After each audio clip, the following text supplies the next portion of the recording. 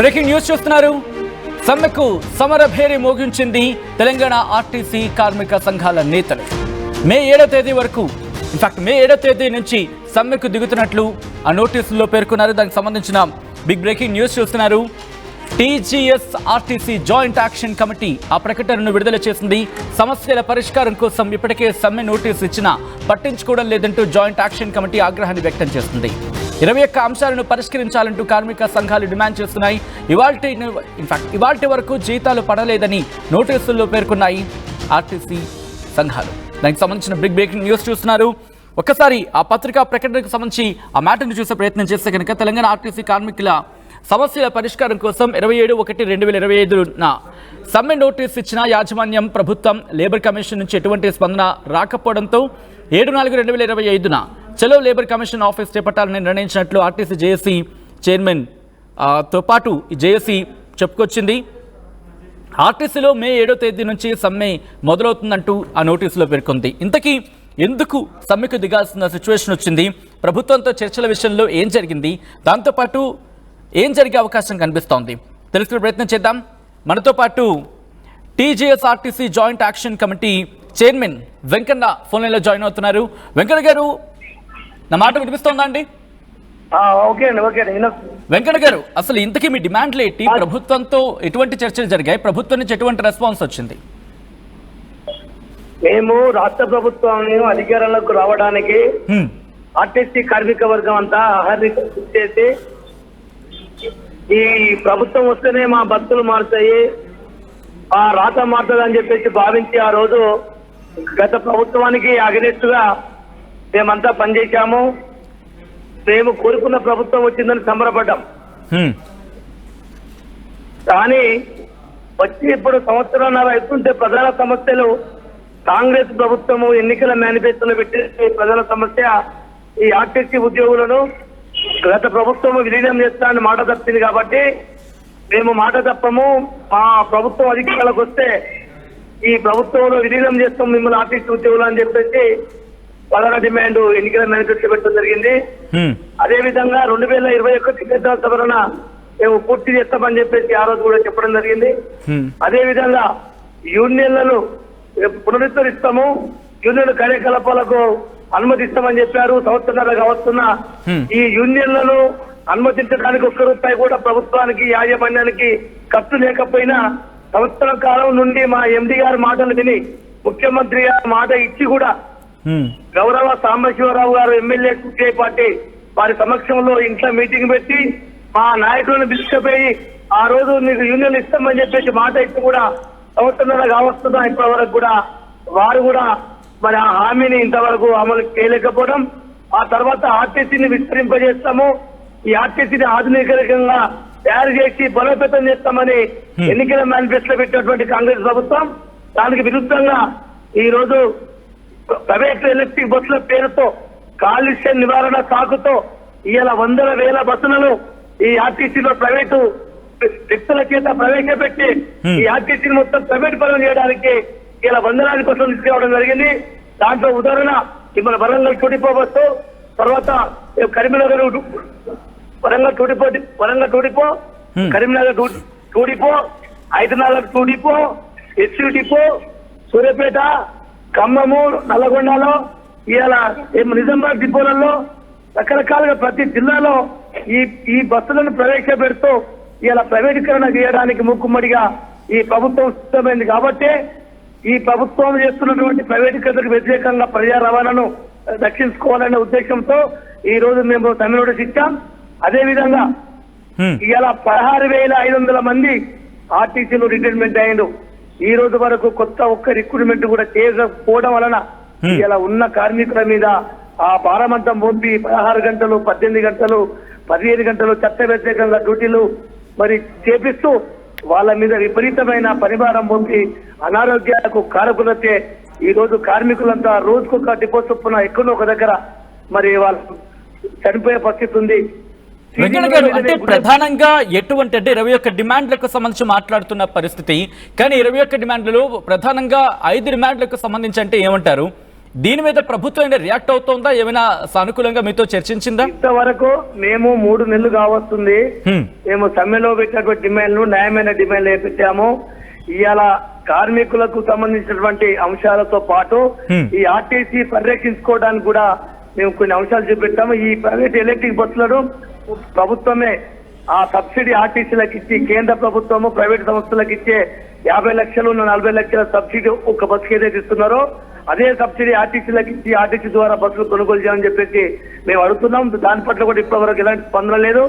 అదేవిధంగా 2021 వేతన సవరణ గడువు అయిపోయి ఇలా 1/4/2025 మరొక వేతన సవరణ చేయాల్సిన పరిస్థితి కూడా ఏర్పడ్డది. 2 వేతన సవరణలు బాకున్నవి. ఇవాళ రాష్ట్ర ప్రభుత్వ ఉద్యోగులకు ఆర్టీసీ ఉద్యోగులకు 28% వేతన సవరణ తక్కువ ఉన్నది. వాళ్ళకంటే మాకు ఇవాళ పక్క రాష్ట్రంలో 25% ఉంటే ఈ రాష్ట్రంలో 2017 వేతన సవరణ 21% చేయడం జరిగింది. అంటే పక్కన ఉన్న ఆంధ్ర రాష్ట్రానికి మాకు పోల్చుకున్నా కూడా 4% వేతన సవరణ తక్కువన్నది. ఇంకా మేము ఇలా చట్ట వ్యతిరేక డ్యూటీల వలన వర్కర్లు ఇబ్బంది పడుతున్నారు. ఆ డ్యూటీలను సవరించమంటే ఇంతవరకు సవరించట్లేదు. ముఖ్యంగా ఈ రోజు కొత్త నియామకాలు లేవు. కొత్త నియామకాలు ఇవాళ మా మహాలక్ష్మి పథకం పెట్టిన తర్వాత రద్దీ పెరిగిపోయింది. రద్దీ పెరిగిపోయి ఇవాళ బస్సుల సంఖ్య లేకపోవడం వలన విపరీతమైన ఇక్కడ ఎలక్ట్రిక్ బస్సులకు సంబంధించిన అంశాలను ప్రస్తావించడం జరిగింది. ఎలక్ట్రిక్ బస్సులతో మీకు వస్తున్న అంటే ఎలక్ట్రిక్ బస్సులతో ఇటు కార్మికులు కావచ్చు, లేకపోతే ఆర్టీసీకి సంబంధించి కార్మికులు కావచ్చు, ఎటువంటి ఇబ్బందులు పడుతున్నారు కొన్ని అంశాలను ప్రస్తావించడం జరుగుతుంది. ఏం జరుగుతుంది ఎలక్ట్రిక్ బస్సులతో? ఇలా ఎలక్ట్రిక్ బస్సులో అవి మా దాని ఓనరు జేబీఎం సంస్థలు ఎలక్ట్రిక్ సంస్థ చెందిన వ్యక్తుల వాళ్ళు ఆ బస్సులు ఆర్టీసీ కొన్నవి కావు, ప్రభుత్వం కొనిచ్చినవి కావు. అది ప్రైవేట్ బస్సు. దాని మీద పనిచేసే డ్రైవరు ఆర్టీసీ వ్యక్తి కాదు, గవర్నమెంట్ వ్యక్తి కాదు. దాని మీద పనిచేసే టెక్నీషియన్స్ ఆర్టీసీ వ్యక్తులు కాదు, గవర్నమెంట్ వ్యక్తులు కాదు. దాని మీద పనిచేసే సూపర్వైజర్లు అంతా ప్రైవేట్ వాళ్ళే. ఈ రోజు ఆ విధంగా చేయటం వల్ల ఉన్న వాళ్ళు ఎక్సెస్ గురైపోయి చెట్టుకోగలు పుట్టకోగలు బదిలీ చేస్తున్నారు. ఆ డిపోలో ఆ బస్సులో పెట్టడం వలన రెగ్యులర్ కార్మికులు ఎవరైతే ఇంతకు ముందు గతంలో పనిచేసే ఉద్యోగులు ఎవరైతే ఉన్నారో వాళ్ళందరినీ ఆ డిపోల నుండి మెడబట్టి బయటికి గెట్టేసే పరిస్థితి ఏర్పడ్డది. ఆ తర్వాత ఒక బస్సుకు 5 చొప్పున సామాజిక పద్ధతిగా 5 రోజుతో రిజర్వేషన్ పరంగా నియామకాలు లేకుండా కోల్పోతారు. ఇష్టా రాజ్యాంగంగా ఎవరికి నచ్చిన వాళ్ళ పెట్టుకుంటారు. అక్కడ ఒక ప్రామాణికం అనేది ఉండదు. ఒక బస్సుకు 5 చొప్పున కొత్త ఉద్యోగాలు రాకుండా పోతాయి. ఇలా ప్రైవేటు వ్యక్తుల చేతులకే ఆ యొక్క నియామకాలు వెళ్ళిపోతాయి. ఇలా ఉన్న ఉద్యోగాలు కూడా కోల్పోయే ప్రమాదం ఉంది. ఇలా కొత్త బస్సులు లేకపోవడం వలన ప్రైవేట్ బస్సులు మొత్తం అయిన తర్వాత ఆర్టీసీలో ఒక్క బస్సుకు 5 మొత్తం తగ్గిపోతారండి. 5 తగ్గిన తర్వాత ఆర్టీసీ ఎక్కడ ఉండదండి, ఒక బోర్డే ఉంటుంది. డిపోలలో ఫలాని ఆర్టీసీ డిపో పేరే ఉంటుంది తప్ప లోపల పనిచేసేటువంటి కార్మికులు, సిబ్బంది, అధికారులు మొత్తం ప్రైవేట్ వ్యక్తులుగా ఉంటారు. కాబట్టి ఇది ముమ్మాటికి ప్రైవేటీకరణ చేయడానికి అందుకోసమని దీని మీద తీవ్రంగా వ్యతిరేకిస్తున్నాము.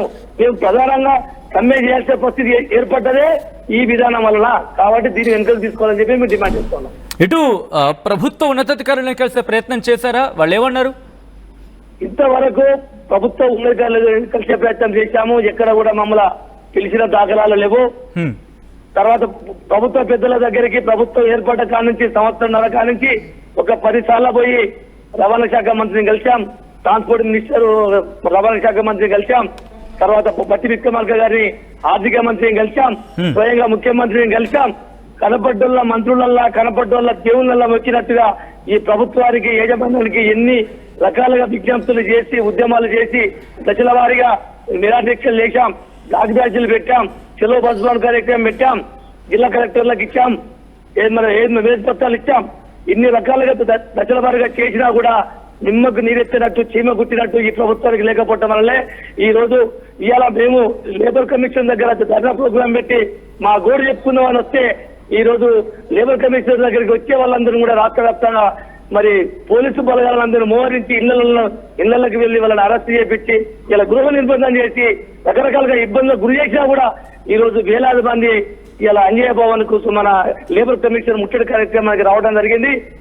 ఇదంతా శక్తి అంటే కార్మికులలో ఆవేదన, ఆక్రోశం, కార్మికులలో మరి చాలా విపరీతమైనటువంటి ఆవేదన ఉన్నాయి కాబట్టి ఈ రోజు ఇవన్నీ ఎంత నిర్బంధం ఈ ప్రభుత్వం చేసినా వాటిని లెక్క చేయకుండా ఈ రోజు వచ్చి విజయవంతం చేసిరంటే కార్మికులలో ఉన్నటువంటి బాధ, దుఃఖం, వాళ్ళ ఉన్న కసి ఏ విధంగా ఉందన్నది మీరు అర్థం చేసుకుంటే బాగుంటది, రాష్ట్ర ప్రభుత్వం అర్థం చేసుకుంటే బాగుంటుందని చెప్పేసి తెలియజేస్తున్నాం.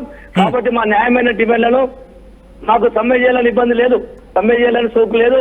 సమ్మె మీకు కావాలని చేయడం ఈ ప్రభుత్వం యాజమాన్యం అవలిస్తున్న మొండి వైఖరికి వ్యతిరేకంగానే ఈ రోజు తప్పనిసరి పరిస్థితులలో మేము సమ్మె వైపు పోవాల్సిన పరిస్థితి వీళ్ళే కల్పిస్తున్నారు, మాకు లేదు. కాబట్టి ఇప్పటికైనా ఈ సామరస్యంగా ఈ సమస్యను పరిష్కారం చేయడానికి గౌరవ పెద్దలు ముఖ్యమంత్రి గారు చొరవ తీసుకొని ఇవన్నిటినీ పరిష్కరించి చేసి సమ్మె నివారణ చర్యలు చేపట్టాల్సిగా మేము అడుగుతున్నాం.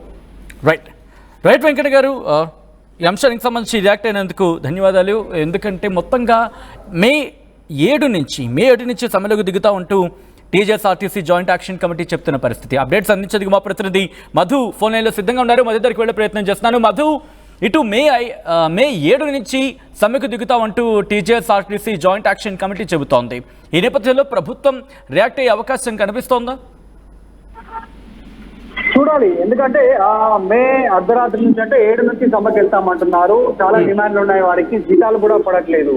ఈ రోజు వరకు కూడా ఇంకా జీతాలు పడలేదనేటువంటి ఆరోపణలు చేస్తా ఉన్నారు. దాంతో పాటు పని ఒత్తిడి పెరుగుతా ఉంది. కొత్త బస్సులను వారు ప్రభుత్వం కొనట్లేదు. దాంతో పాటు బయట నుంచి ప్రైవేటీకరణ చేసేటువంటి దిశగా ప్రైవేట్ బస్సులను హైర్ చేసుకున్నటువంటి పరిస్థితి, అద్దె బస్సులు ఎక్కువ అవుతా ఉన్నాయి. దాంతో పాటు ఇప్పుడున్నటువంటి హైదరాబాద్ చుట్టుపక్కల ఉన్నటువంటి మెయిన్ నగరంలో ఉన్న నగరం అవతల జిహెచ్ఎంసీ సరౌండింగ్ అవతల ఔటర్ రింగ్ రోడ్ అవతలకి డీజిల్ బస్సులని పంపించాలనే ఆలోచన చేస్తా ఉన్నారు. సో ఈ అన్ని ప్రయత్నాలు ఆర్టీసీని నిర్వీర్యం చేసేటువంటి విషయంతో పాటు ప్రైవేటీకరణ దిశగా పూర్తి స్థాయి ప్రైవేటీకరణ చేతులకు వెళ్ళిన ప్రభుత్వ నిర్ణయాలు ఉంటున్నాయనేటువంటి వాళ్ళు డిమాండ్ చేస్తా ఉన్నారు. ఇప్పుడు సమ్మె నోటీస్ ఎత్తించారు సజనాన్ని కలిసి, ఆర్టీసీ ఎండీ కలిసి. త్వరలో దీనిపైన నిర్ణయం ప్రకటించకపోతే, ప్రభుత్వం నుంచి సానుకూల స్పందన రాకపోతే సమ్మె వెళ్తాం. మే 7వ తారీఖు మార్నింగ్ షిఫ్ట్, ఉదయం షిఫ్ట్ నుంచే ఈ సమ్మె కొనసాగుతుందనేటువంటిది స్టేట్మెంట్ చేశారు ఇప్పటికే. సో చూడాలి ప్రభుత్వం దీనికి సంబంధించినటువంటి విషయాలు ఎట్లా ముందుకు పోతుందో, ప్రభుత్వం దాని సమస్య పరిష్కారం దిశగా తీసుకుపోతుందా లేదా అనేటువంటిది. సో గత ప్రభుత్వంలో చూసాం, కేసీఆర్ హయాంలో దాదాపు సమ్మె సుదీర్ఘ కాలం పాటు కొనసాగిన ప్రభుత్వం అప్పుడు వారి డిమాండ్లకు తలొగ్గలేదు. అప్పుడు దాంతో పాటు పైగా ప్రైవేటీకరణ చేస్తామనేటువంటి స్టేట్మెంట్ చేసి వెనక్కి తగ్గింది. తర్వాత ప్రభుత్వ ఉద్యోగులుగా గుర్తిస్తామనేటువంటి స్టేట్మెంట్ కూడా చేశారు గతంలో. కానీ అది కార్యరూపం దాచలేదు. ప్రభుత్వం మారింది, ప్రభుత్వం వచ్చింది. ఇంకా ప్రభుత్వ ఉద్యోగులుగా గుర్తిస్తూ ప్రభుత్వం నుంచి ఉత్తర్వులు రాలేదు. ఇట్లా అనేక సమస్యలు ఉన్నాయి ఆర్టీసీకి సంబంధించి. ఈ మధ్య కాలంలోనే అత్యంత ప్రతిష్టాత్మకమైనటువంటి ప్రభుత్వ స్కీమ్ మహాలక్ష్మి స్కీమ్ కింద ఉచిత రవాణా మహిళలందరికీ రాష్ట్రంలో అనేటువంటిది ఆధార్ కార్డు చూస్తే రాష్ట్రంలో ఎక్కడి నుంచైనా ఎక్కడికైనా ఏ బస్సులోనైనా ఫ్రీగా ప్రయాణం చేయొచ్చు. అలాంటి సిచ్యువేషన్ లో అత్యంత ప్రతిష్టాత్మకమైనటువంటి స్కీమ్ ఆగిపోయే పరిస్థితి ఉంది. స్థానిక సంస్థల ఎన్నికల దగ్గరలోకి రానున్నాయి. వచ్చేటువంటి రోజుల్లో జిహెచ్ఎంసీ ఎన్నికలు నిర్వహించడానికి ప్రభుత్వం సిద్ధమవుతా ఉంది. ఈ నేపథ్యంలో కనుక వీళ్ళు సమ్మెకు వెళ్తే మే నుంచి చాలా ప్రభావం పడే అవకాశం ఉంది. ప్రభుత్వం పైన ప్రతికూల పరిస్థితులు నెలకొనే అవకాశం ఉంది. ఇప్పటికే క్షేత్రస్థాయిలో ప్రభుత్వం పైన తీవ్ర వ్యతిరేకత ఉందనేటువంటి చర్చ సాగుతోంది. సర్వే రిపోర్టులు చేసుకుంటే ప్రభుత్వం అది కూడా వ్యతిరేకత ఉందనేటువంటి ప్రభుత్వ రిపోర్టులో బయటపడతా ఉన్న నేపథ్యంలో మరి సమ్మె కూడా తోడైతే ప్రభుత్వం పైన తీవ్రమైనటువంటి ఒత్తిడి పెరిగే అవకాశం ఉంది. ప్రభుత్వం వీరి సమ్మె నోటీస్కి ఎట్లా రియాక్ట్ అవుతుందో చూడాలి. రైట్ మధు, మొత్తంగా అయితే మాత్రం టీజేఎస్ఆర్టీసీ సమ్మెకు సమరభేరి మోగించింది. మే 7వ తేదీ నుంచి సమ్మెకు దిగుతున్నట్లు టీజేఎస్ఆర్టీసీ జాయింట్ యాక్షన్ కమిటీ ప్రకటించింది. సమస్యల పరిష్కారం కోసం ఇప్పటికే సమ్మె నోటీస్ ఇచ్చినా పట్టించుకోవడం లేదంటూ జాయింట్ యాక్షన్ కమిటీ ఆగ్రహాన్ని వ్యక్తం చేస్తుంది. 21 అంశాలను పరిష్కరించాలంటూ కార్మిక సంఘాలు డిమాండ్ చేస్తున్నాయి. ఇవాటి వరకు జీతాలు పడలేదని నోటీసుల్లో పేర్కొన్నాయి ఆర్టీసీ సంఘాలు. ఆర్టీవీ యాప్ వార్తల్ని క్షణాల్లో చదివే అవకాశం ఉంటుంది. ఒక న్యూస్ పేపర్, ఒక టెలివిజన్ ఛానల్ మీ చేతుల్లో ఎప్పుడూ ఉంటాయి.